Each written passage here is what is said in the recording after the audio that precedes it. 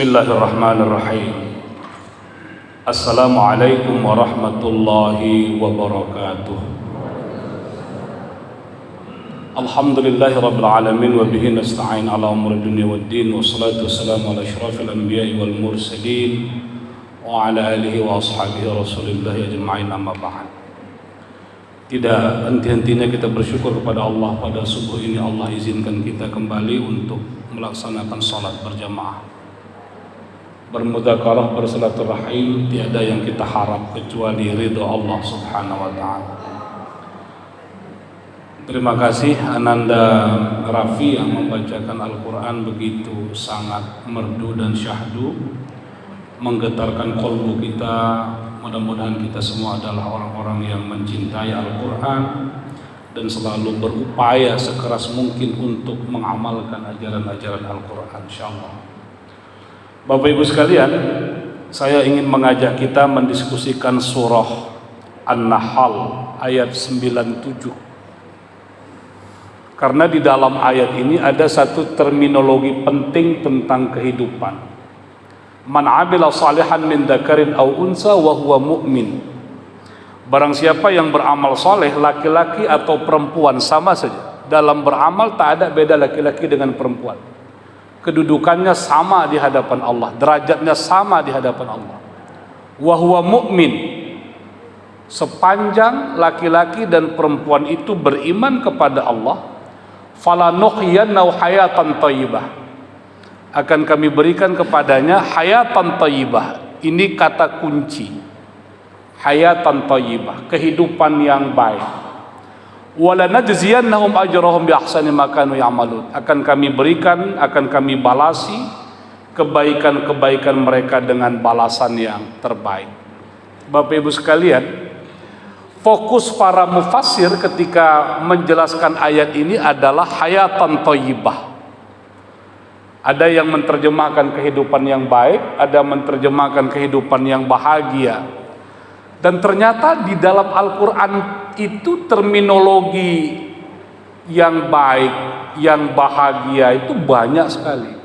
Sa'id, fauz, farah, itu maknanya bahagia, maknanya baik. Bahkan salah satu doa yang selalu kita baca itu namanya doa sapu jagat. Kalau doa sapu jagat, saya bilang sama ketua STM, kalau kita wirid-wirid, semuanya harus doa. Nggak ada yang tak boleh berdoa, yang tak bisa bawa doa. Jangan Ustadz Zubir saja, jangan Ustadz Yazid saja, semua kita bisa berdoa. Mana hafal Ustadz, panjang doa, tidak, pakai saja doa sapu jagat cukup. Masa doa sapu jagat tak hafal? Pasti hafal semua itu kan. Rabbana atina fid dunya hasanah wa fil akhirati hasanah wa qina adzabannar. Selesai. Satu baris doa itu mencakup semuanya. Rabbana atina fid dunya hasanah, ya Allah, datangkan kebaikan padaku di dunia ini. Datangkan kepadaku segala kebaikan. Apa yang baik ini?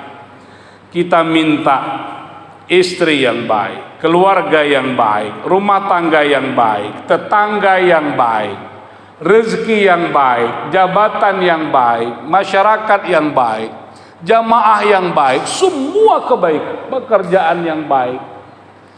Itu hasanah, fid dunya hasanah. Wa fil akhirati hasanah, dan kita minta di akhirat yang baik. Kalau di akhirat yang baik itu gimana? Wafat dalam husnul khatimah, proses barzakhnya bagus, mahsyarnya baik, mizannya baik, siratnya baik, sampai dia mendapatkan balasan surga. Itulah yang disebut dengan doa sapu jagat. Jadi kalau sudah pakai doa sapu jagat, sudah. Malam ini Pak Sahrial doa. Kalau Pak Sahrial panjang doa ini, bergeler terus. Begitu tiba ada jemaah yang tak bisa doa panjang, tak apa, dia baca bismillahirrahmanirrahim, Rabbana atina fid dunya hasanah wa fil akhirati hasanah wa qina adzabannar. Selesai. Bahkan Ibnu Katsir termasuk yang menafsirkan hayatan thayyibah itu dalam makna doa itu. Apa kehidupan yang baik? Kehidupan di dunia yang baik, kehidupan di akhirat yang baik. Kalau nanti kita lihat Quraisy Shihab, beliau mengatakan hayatan thayyibah itu jangan dibayangkan kehidupan tanpa masalah. Jangan dibayangkan kehidupan tanpa problem. Jangan dibayangkan kehidupan yang mulus, tidak ada dinamika, tidak ada gelombang, tidak ada. Itu bukan kehidupan yang baik. Orang pasti berhadapan dengan masalah. Bapak Ibu, ayo kita renungkan surah ini ya, surah At-Talaq. Ini surah At-Talaq ini unik, namanya surah At-Talaq, tentang perceraian. Tetapi ayatnya tentang 1.000 dinar dan sering ditaruh orang di warung kalau dia jualan, kalau dia pebisnis. Nanti itu ada 2 styling kita di belakang itu tak apa-apa dipasang ayat 1.000 dinar. Ibu-ibu koperasi pun kalau ada yang dijual jangan lupa buat ayat 1.000 dinar. Padahal itu ayatnya di surah At-Talaq. Wa may yattaqillaha yaj'al lahu makhraja wa yarzuqhu min haitsu la yahtasib. Bapak Ibu renungkan ayat ini ya. Wa may yattaqillah, siapa yang bertakwa kepada Allah, yaj'al lahu makhraja, Allah akan berikan kepadanya jalan keluar. Wa yarzuqhu min haitsu la yahtasib, akan diberikan rezeki dari yang tidak disangka-sangka. Apa maknanya itu? Orang yang bertakwa sekalipun pasti punya masalah. Orang yang dekat dengan Allah pasti punya masalah. Tidak ada orang hidup yang tak punya masalah. Orang yang bertakwa sekalipun pasti punya masalah finansial. Saya Bapak Ibu, waktu penelitian tentang kewarisan orang Minang, orang Minang itu yang punya bisnis besar, dia tidak tertarik untuk membagi warisan itu kepada anak-anaknya secara fisik. Tapi mereka ingin agar usahanya tetap berlanjut oleh generasi berikutnya. Beberapa pengusaha saya wawancarai, dalam bayangan saya hidupnya tenang-tenang saja, tak ada masalah sepertinya dalam hidupnya, uang banyak segala macam. Tapi begitu dia cerita, Ustadz, saya ini Ustadz, tiap bulan itu harus menyiapkan 400 sampai 500 juta. Untuk apa Pak? Bayar kredit. Bayar kredit. Tapi kenapa Bapak tenang aja? Udah biasa Ustadz, hidup begini ini udah biasa. Ada bank yang mau kasih kita tempo, ada yang tidak. Ya memang biasa, udah saya hadapi beginilah. Tapi kelihatannya Bapak tenang-tenang aja Pak. Mau apa lagi kata dia. Tapi ternyata problem dia itu, awak aja 4 juta sebulan berkeringat ya. Dia 400 juta, 600 juta harus siapkan per bulan, malah lebih. Kalau Bang Didi tak tahu, awak mungkin tak ada lah itu. Aman-aman saja. Jadi Bapak Ibu sekalian, orang yang bertakwa sekalipun itu punya masalah dalam berbagai hal, termasuk finansialnya itu. Karena itulah ayat itu menjanjikan wa may yattaqillah, kuncinya takwa saja. Kuncinya takwa. Ketika orang bertakwa dalam makna dia dekat dengan Allah, dia yakin dengan Allah, ya ja'allahu makhraja. Kalau ini pun tak yakin, mau siapa kita yakini lagi dalam hidup ini? Allah akan berikan kepadanya jalan keluar. Jalan keluar itu sama maknanya Bapak Ibu dari yang tidak disangka-sangka juga. Karena ada cara kita berpikir di linear. Kalau ini masalahnya, ini jalan keluarnya. Nanti diberikan Allah jalan keluar tuh yang tak pernah terbayangkan oleh kita sama sekali. Begitu juga dengan rezeki. Rezeki itu karena kita fokus pada rezeki al-muktasab. Rezeki al-muktasab itu apa? Rezeki yang nampak di depan mata. Kalau nanti kerja sebulan gajinya sekian, kalau kita jual ini dapat segini, itu al-muktasab. Tapi ada rezeki la yahtasib, yang tidak disangka-sangka. Yang tidak disangka-sangka itu apa? Unpredictable, tidak bisa diprediksi, di luar jangkauan kita. Walaupun para ulama mengatakan kalau mau dapat rezeki yang luar biasa, orang harus beramal yang luar biasa. Kalau amalnya biasa-biasa, rezekinya biasa-biasa. Samanya itu Pak, ada yang menarik kosakata Al-Quran itu rizkun dengan riz dalam bahasa Inggris. rizqun, ris. Ternyata itu sama aja rumusnya. Kalau mau dapat rezeki yang besar, resiko besar. Kalau dapat rezeki kecil, resiko kecil. Ya gitu-gitulah. Ini tentu kita masih ingat penjelasan Ipo Santoso itu ya, 7 keajaiban rezeki. Bagaimana orang bermain dengan otak kanan. Kita kan sering pakai otak kiri, linear, lurus. Contoh-contoh yang diberikannya begini, kalau Anda sakit, Anda syukurannya kapan? Selesai sakit atau pas sakit? Kalau kita punya anak mau tamat kuliah, itu syukurannya setelah wisuda atau sebelum wisuda? Kalau syukurannya setelah wisuda, sedekahnya setelah sehat, mau berinfak setelah rumah laku, itu cara berpikir otak kiri, lurus-lurus saja. Saya tidak lagi pakai hitung-hitung Pak, kalau zikir Pak, dulu pakai hitung-hitung Pak.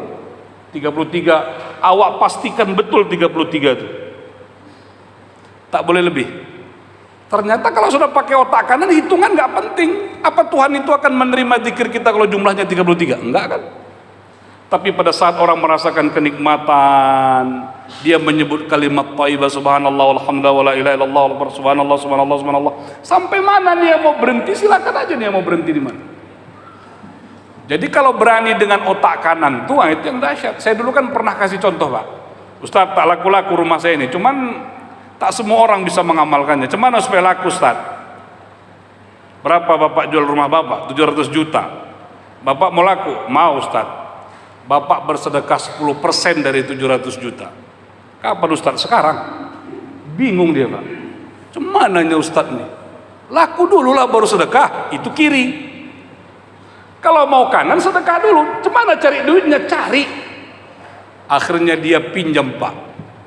Berapa itu 10%? 70 juta. Dia cari, disedekahkan itu. Memang agak lama temponya, time responnya lama. Kira-kira 3 bulan orang menawar rumahnya, orang mau beli rumahnya tanpa tawar menawar, laku 900 juta. Selesai. Kenapa otak kanan? Saya pernah mengamalkan dulu Pak, otak kanan nih.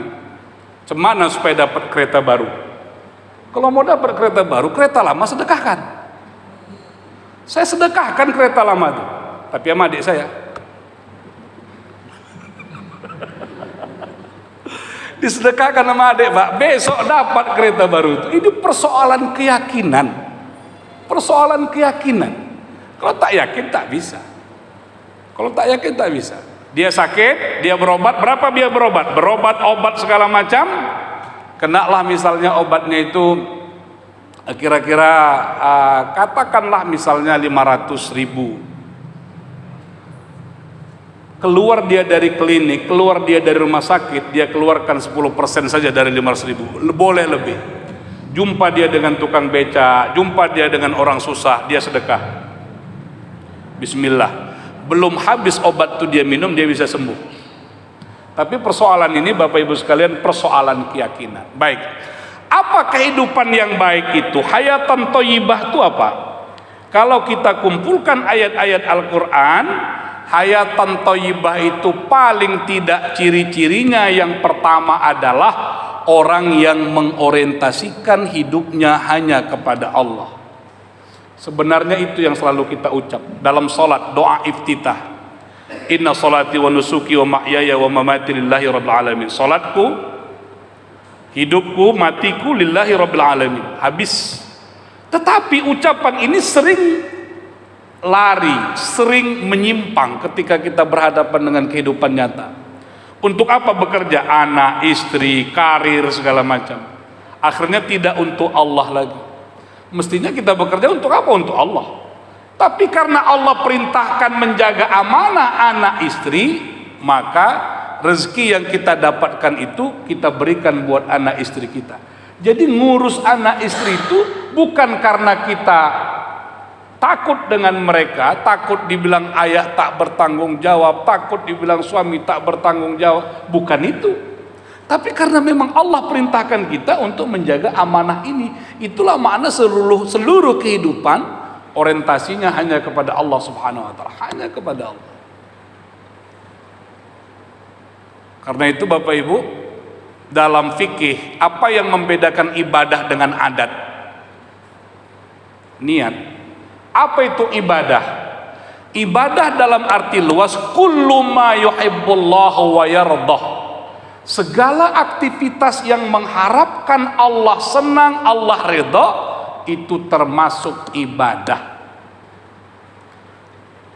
Apa kuncinya? Ketika orang memulai segala perbuatannya dengan ucapan Bismillahirrahmanirrahim. Dalam hadis dikatakan seluruh perbuatan yang diawali Bismillah bergerak menjadi bernilai menjadi ibadah. Perbuatan yang tidak diawali dengan Bismillah, dia akan bergeser menjadi perbuatan al-adah, perbuatan adat, perbuatan biasa, zero, tidak ada nilai, netral, kosong. Dia makan tidak pakai Bismillah, dia pakai baju tidak pakai Bismillah, dia jalan ke masjid saja pun tidak pakai Bismillah. Apa yang dia lakukan menjadi tidak bernilai sama sekali. Yang kedua, kehidupan yang baik itu adalah kehidupan yang memberi manfaat. Khairun nas anfa'ahum linnas. Itu kata Nabi. Bapak Ibu, ada 3 jenis manusia nih.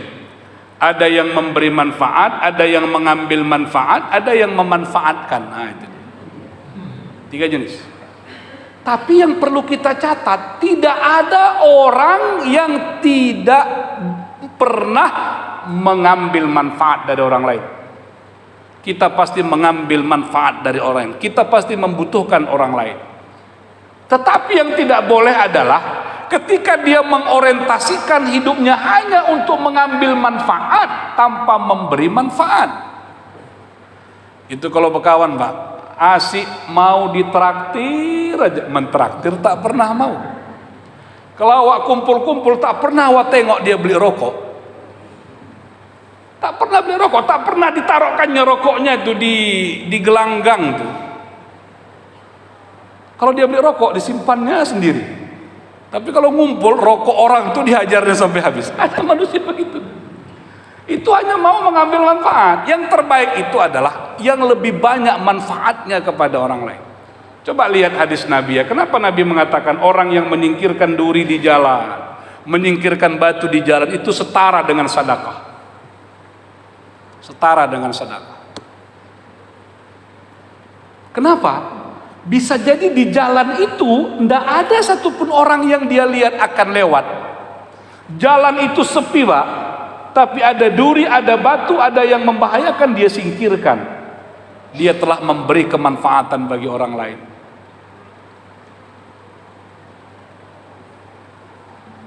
Sebaliknya, memberi kemudaratan. Itu kemarin misalnya ada di WhatsApp grup, orang membuang sampah sembarangan, orang mengalirkan air ke jalan segala macam. Kita tidak memberi manfaat kepada orang lain. Lebih banyak memberi manfaat, khairun nas. Tapi jangan lupa, sebelum hadis khairun nas itu Nabi mengatakan khairukum khairun li ahli. Jadi ada 2 modelnya itu, Pak. Yang terbaik di antara kamu adalah yang paling baik terhadap keluarganya. Ini dulu, baru khairun nas anfa'hum linnas. Baik dulu di dalam keluarga, baru kita baik di hadapan, di tengah-tengah, memberi manfaat di tengah-tengah masyarakat. Kalau di dalam keluarga sendiri pun kita tidak dianggap baik, Pak, kita belum jadi orang baik, Bapak Ibu sekalian. Makanya seorang ayah, suami yang berjiwa besar, tidak ada sulitnya, tidak ada berat hatinya untuk mempertanyakan apakah aku sudah jadi ayah yang baik, apakah aku jadi suami yang baik. Begitu kita tanya istri kita, Ma, apakah papa sudah jadi suami yang baik? Itu, Pak, nggak mesti istri kita menjawab. Kalau lama dia menjawab, berpikir lagi dia, tak baik lagi tadi. Lama dia jawab, lama. Berarti kita belum baik seperti yang dia bayangkan. Seorang istri juga begitu. Jadi ibu-ibu juga koreksi sebulan sekali, 2 bulan sekali itu koreksi, jangan-jangan terlalu banyak keluar gitu. Tapi bapak diam aja. Kenapa keluar? Ya banyak kegiatan, namanya sosialita pula kan, kesana kemari, kesana kemari, kesana kemari. Kita anggap tak ada masalah. Rupanya suami kita sudah lama dia merenung, kenapa lah begini istriku gitu. Maka koreksi, Pak, apakah mama masih berada pada jalan yang lurus, siratal mustaqim? Agak nyimpang-nyimpang sedikit mah. Apa nyimpangnya? Banyak kali waktu di luar ketimbang di dalam rumah. Itu Pak. Dengan anak-anak juga begitu. Dengan anak-anak juga begitu. Kenapa? Karena jangan-jangan ada yang mereka bayangkan, ada yang mereka fikirkan, ada yang mereka inginkan, tak tersampaikan sama sekali, mengumpul di dalam kolbu, menjadi beban yang berat dalam hati. Bawa makan, bawa jajan, bawa jalan-jalan, lalu tanyalah situ, apakah ayah sudah jadi ayah yang baik? Anak saya tanya begitu Pak, jawabannya mengejutkan. Kadang-kadang ya, kata dia, habis, putus. Ya Pak, kadang-kadang. Ya ternyata belum sepenuhnya seperti yang mereka bayangkan itu. Ya. Nah, yang tidak boleh itu adalah menjadi orang yang memanfaatkan. Karena kalau dia memanfaatkan, sepanjang bermanfaat dia gunakan, dia pakai, dia bersama. Kalau tak ada manfaat dia tak mau lagi, dia tinggalkan. Yang ketiga, kehidupan yang baik itu adalah kehidupan yang dipenuhi dengan rezeki yang halal. Ini menarik Pak, rezeki yang halal ini semua mufassir, baik klasik atau kontemporer, mengatakan kehidupan yang baik itu adalah kehidupan yang diliputi dengan rezeki yang halal. Apa rezeki yang halal itu? Rezeki yang diperoleh dengan cara-cara yang benar, sesuai dengan syariat. Saya kemarin membaca tulisan di medsos itu bagus sekali Pak. Apa kalimatnya? Kira-kira istri dengan anak-anaknya bilang begini, suamiku, ayahku, kami tahan, kami masih bisa menahan lapar, tapi kami tak bisa menahan panasnya api neraka. Kira-kira begitu kalimat. Bagus itu. Jadi rezeki yang halal itu adalah langkah pertama. Langkah kedua, rezeki yang barokah. Apa bedanya? Ada nanti dia halal tapi tidak barokah. Halal Pak, tapi tidak barokah. Bagaimana memperoleh keberkahan? Rezeki yang tidak dinikmati sendiri. Rezeki yang kita dapatkan tapi bisa dirasakan orang lain.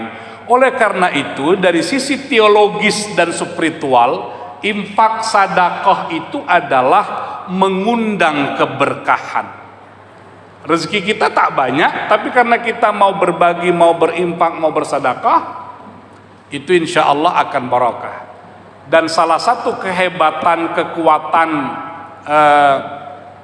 jamaah Masjid Al-Muhajirin itu adalah etos infaknya, etos sedekahnya yang bagus, yang kuat, sehingga kita bisa banyak melakukan, bisa membuat banyak hal.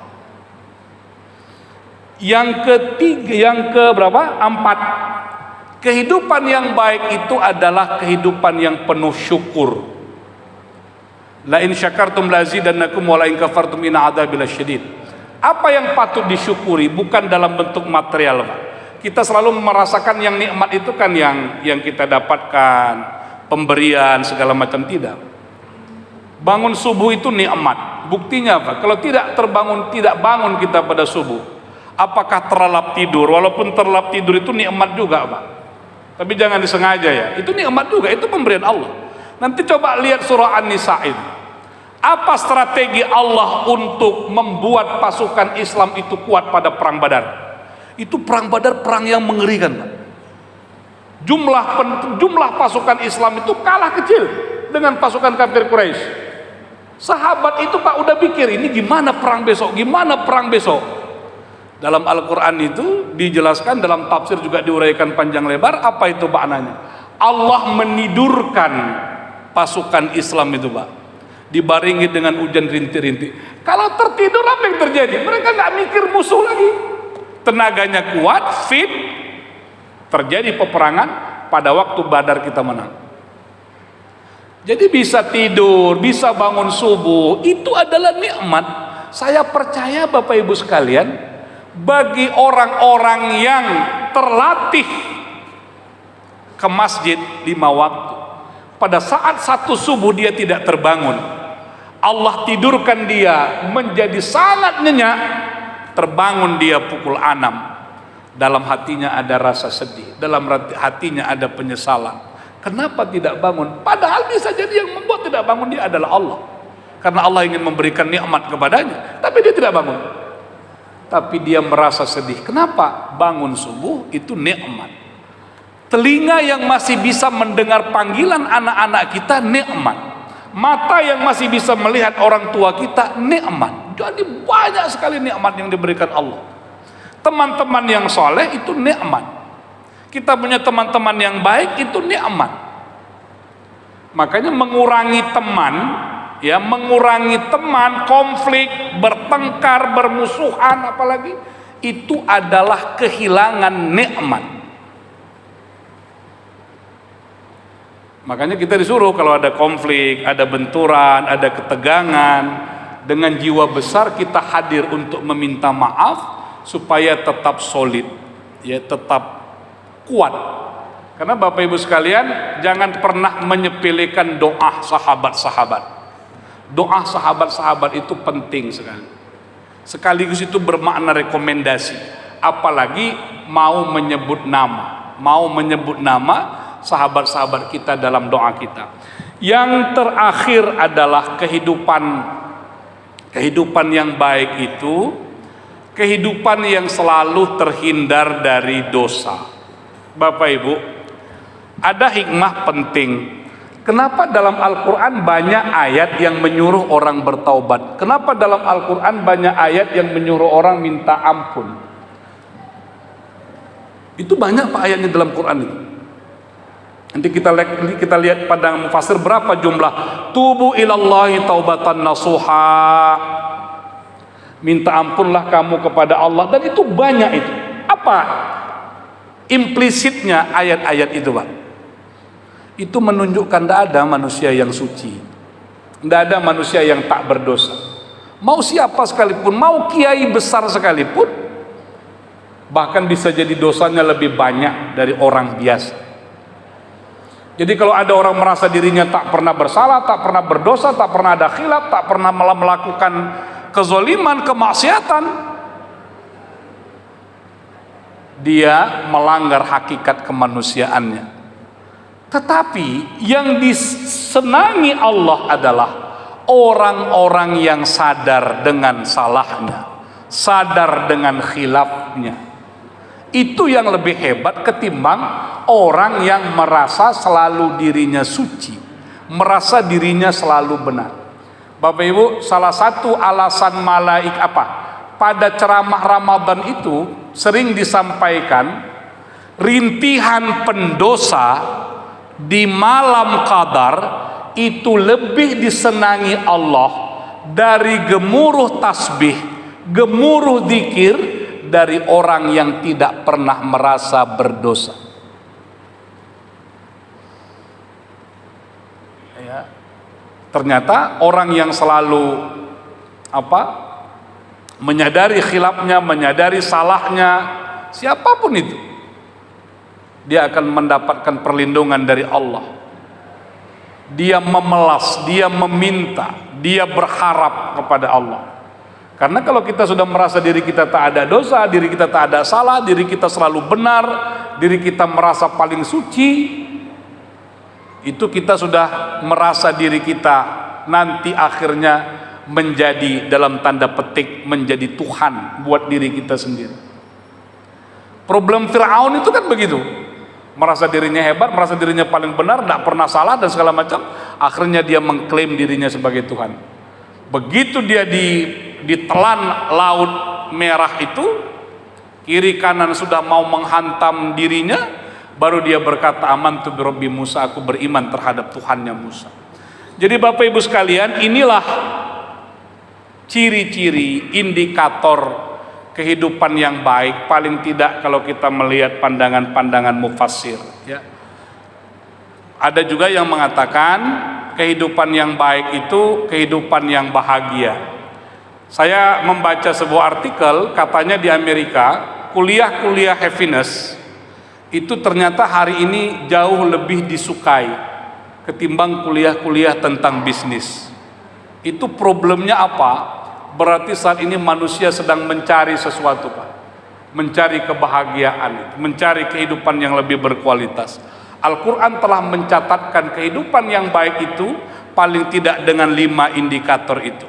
Kalau itu ada pada diri kita, insya Allah Allah akan berikan kita kehidupan yang baik, insya Allah. Amin ya rabbal alamin.